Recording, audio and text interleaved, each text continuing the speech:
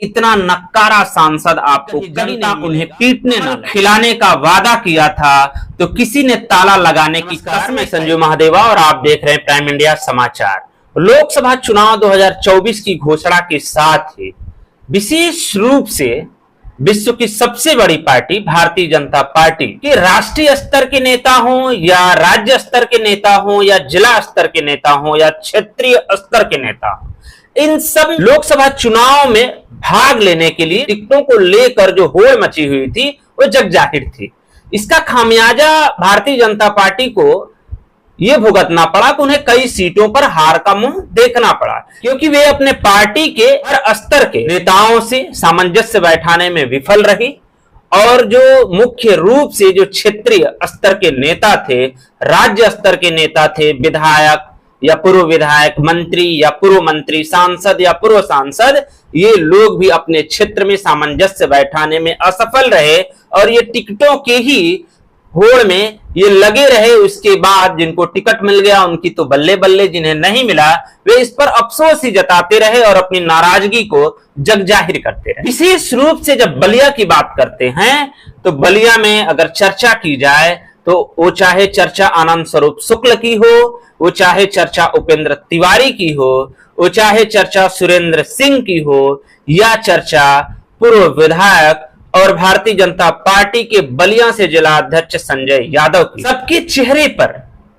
जिन मायूसियों के बारे में बातें और अटकलें चल रही थी उसका कुछ न कुछ प्रामाणिकता अब धीरे धीरे देखने को मिल रहा है, क्योंकि इनमें किसी ने कहीं न कहीं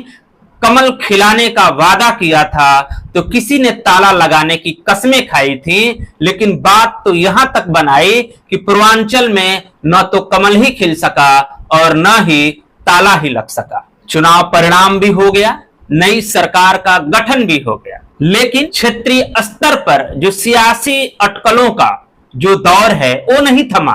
वो नए दौर में अपने आप को गठित नहीं कर पाया और तो और इसमें सबसे बड़ा हलचल पैदा हो गया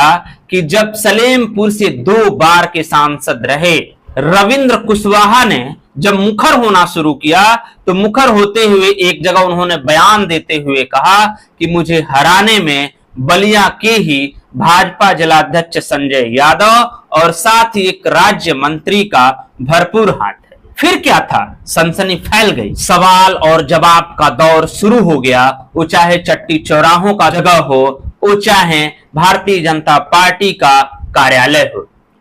इसी में भाजपा के बलिया जिलाध्यक्ष संजय यादव ने इस बयान पर पलटवार करते हुए कहा कि अगर रविंद्र कुशवाहा को इस प्रकार की शिकायत थी तो उन्हें इसकी शिकायत उचित फोरम पर करनी चाहिए थी। सच्चाई तो ये है कि 10 वर्षों तक उन्होंने अपने क्षेत्र में कोई काम नहीं किया, इसीलिए वे जनता के बीच में जाने से डरते थे कि कहीं जनता उन्हें पीटने ना लगे।